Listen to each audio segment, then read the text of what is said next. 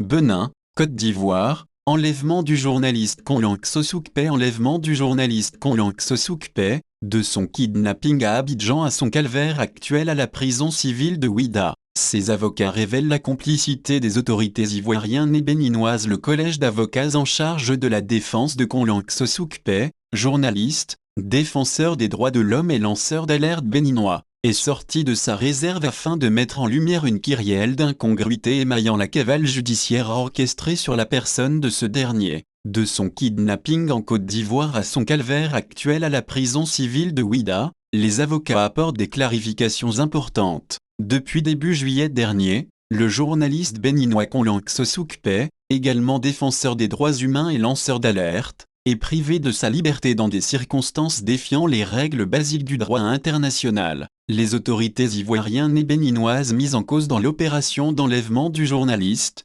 bénéficiant du statut de réfugié au Togo, tiennent des versions alambiquées. Cette situation a amené les avocats qui défendent Konlank Sossoukpé à publier ce 8 septembre 2025 un communiqué de clarification sur plusieurs aspects de cette affaire. En effet, pour semer la confusion dans l'opinion aux fins de légitimer l'arrestation arbitraire et hors de tout cadre procédural de M. Konlank Sossoukpé, les officiels ivoiriens et béninois, note de la rédaction, lui dénie pour les uns sa qualité de journaliste de notoriété publique, pour les autres son statut de protégé international offert par l'État du Togo, sa résidence habituelle durablement établie à Lomé, Togo, et son droit inaliénable à la présomption d'innocence, ont dans ce communiqué qui précise que ni les autorités ivoiriennes ni celles béninoises ne contestent nullement que M. Sossoukpé s'est rendu en Côte d'Ivoire sur invitation des autorités du dit État dans le cadre d'un forum sur le numérique. Pour établir la vérité des faits,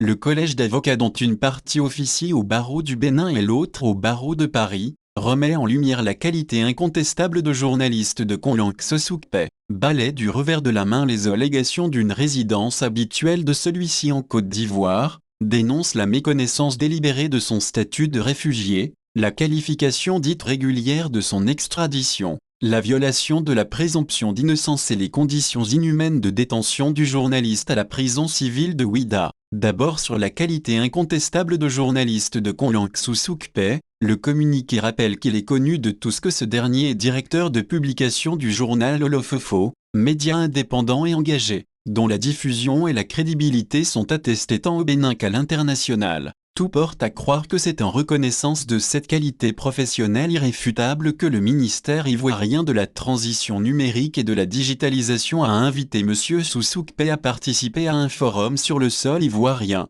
Ensuite sur l'allégation de la résidence habituelle en Côte d'Ivoire du journaliste tenu par les autorités béninoises et relayée sur les réseaux sociaux, le communiqué indique que depuis 2019, M. Sossoukpé bénéficie d'une protection internationale en qualité de réfugié, reconnue par l'État togolais conformément à la Convention de Genève du 28 juillet 1951 relative au statut des réfugiés. Il réside et mène sa vie en toute légalité au Togo, et n'a à aucun moment perdu cette qualité. Par conséquent, l'argument avancé par le gouvernement ivoirien selon lequel il ignorait la qualité de réfugié de Konlank Sossoukpé est manifestement inacceptable, précise le communiqué. Pour corroborer leur argument, les avocats du journaliste notent que dès son arrivée en Côte d'Ivoire, celui-ci a présenté un titre de voyage officiel délivré par l'État togolais mentionnant clairement le statut de réfugié, lequel document a été remis aux autorités ivoiriennes dans le cadre de l'organisation de son séjour et lors de son accueil.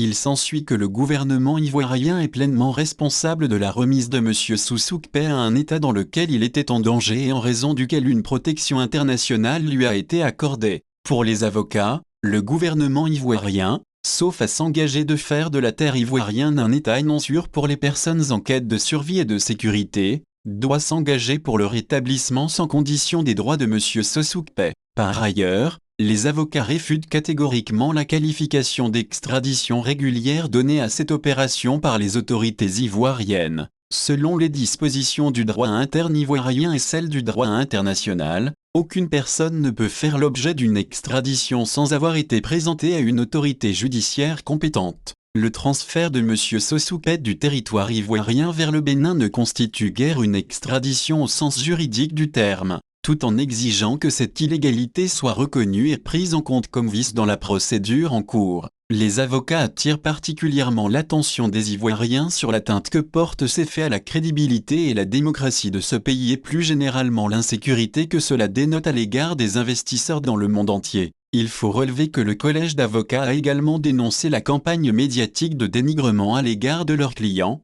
déjà présentés comme coupables et collabos des ennemis en violation du principe sacro-saint de présomption d'innocence. Détenu à la prison civile de Ouidah, M. Kolan Uksosukpe est objet d'un isolement strict selon ses avocats qui visiblement dos au mur, ont tenu à prendre l'opinion publique internationale témoin des injustices subies par un journaliste, défenseur des droits humains.